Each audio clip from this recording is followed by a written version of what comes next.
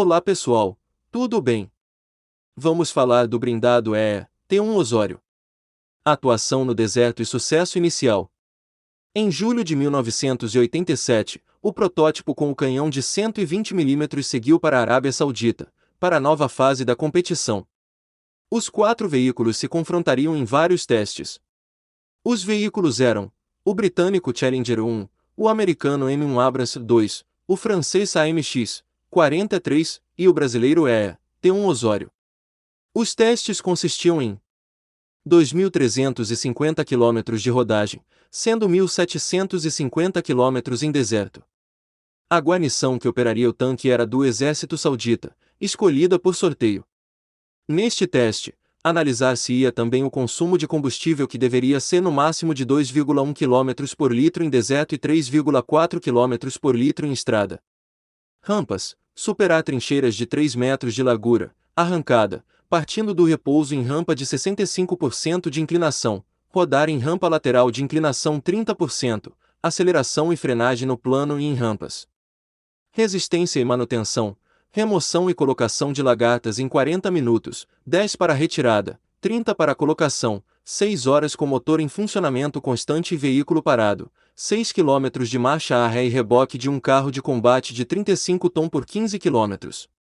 O Osório rebocou o Abrams, muito mais pesado do que 35 tom. Tiro: 149 disparos. 82 com veículo e alvo estacionados a 4.000 metros de distância, os demais com veículo estacionado e alvo em movimento e veículo e alvo em movimento a 1.500 metros de distância. Foram reprovados os 2 veículos europeus na disputa, o Challenger e o AMX-40, e o Osório, juntamente com o Abrams, foram declarados passíveis de compra. Sendo que, aparentemente, o que mais impressionara nos testes fora o Osório, mostrando-se superior ao Abrams, e mais barato. A euforia brasileira foi enorme. O contrato chegou a ser preparado com previsão de se construir inclusive uma linha de montagem na Arábia Saudita.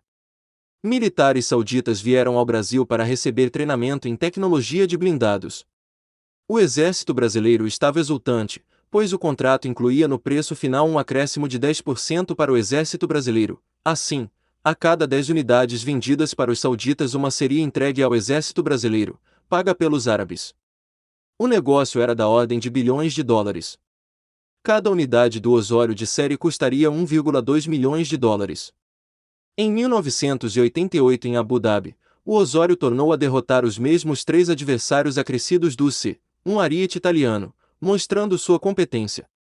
Os únicos veículos de sua categoria contra os quais o Osório não competiu foram os tanques russos. Como a Guerra Fria vingava, não havia muitos tanques russos para se fazer comparativos.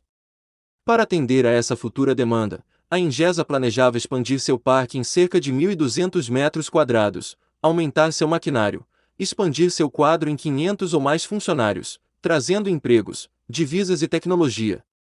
A vitória e as vendas para os sauditas eram dadas como certas, e uma pré-série começava a ser construída, para exportação. Outros mercados ainda eram sondados. O Iraque se interessou no veículo, tendo inclusive o ministro da Defesa iraquiano vindo ao país para conhecer o carro. Finalmente, os Estados Unidos agiram, alegando que o Brasil não respeitava acordos internacionais e, principalmente, que negociava com nações tidas como inimigas, fizeram com que a Arábia Saudita hesitasse em fechar o acordo com a Ingesa. Hesitação que tornou-se recusa com a eclosão da Operação Tempestade no deserto contra o Iraque em 1991, fazendo com que os laços entre os Estados Unidos e a Arábia Saudita se estreitassem de tal forma, que os sauditas decidiram ignorar a capacidade bélica demonstrada pelo T1 Osório e assinar o acordo com seu principal aliado, os próprios Estados Unidos. Dada a natureza da empreitada, dos obstáculos enfrentados e, principalmente, pelo risco de se investir quase todos os seus recursos num projeto voltado para compradores estrangeiros, a Ingesa acumulou várias dívidas. Mas, nesse momento, demonstrou-se os verdadeiros riscos da empreitada, a não disposição do governo brasileiro em investir nesse ramo e a consequente falta de compradores para o T1 Osório. A falta de disposição do governo brasileiro demonstrou-se, principalmente, pela pequena atuação tanto na política em prol do produto, tanto quanto na ajuda financeira diante da situação precária da Ingesa. A ausência de dinheiro para o exército brasileiro em adquirir o ET-1 Osório foi interpretada pelo mercado como sendo, na verdade, uma falta de interesse do mesmo no produto, levando à conclusão de que se nem o próprio exército brasileiro compra o tanque, então os compradores de outros certamente não iriam comprá-lo.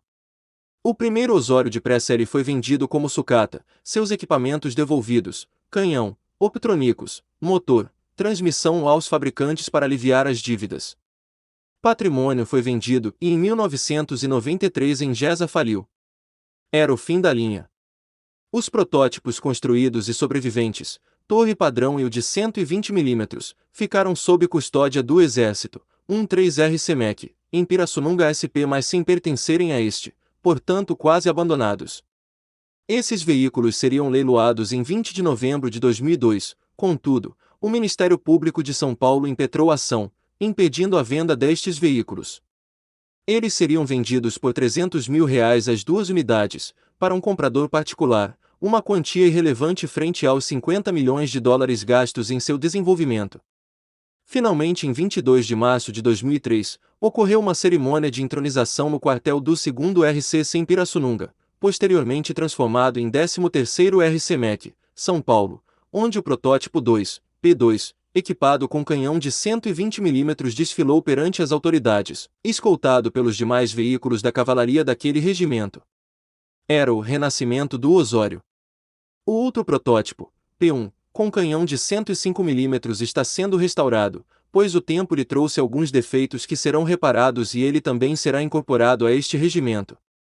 Hoje, ambos os veículos são de propriedade do Exército Brasileiro, sendo considerados monumentos à memória e à tecnologia do Brasil.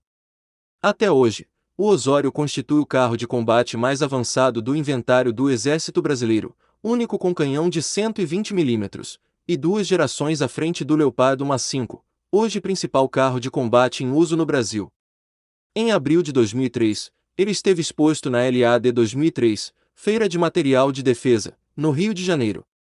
Impressionou várias delegações estrangeiras, mesmo tendo sido fabricado na década de 80. Em 2003, foi aprovado um plano de reforma do Osório do Exército Brasileiro, e encontra-se em estudo uma reformulação e possível produção do MBT Osório. Os meios de produção encontram-se em poder do Exército, portanto, a possibilidade existe. Se inscreva no canal Tecnologia e Combate, e deixe seu like.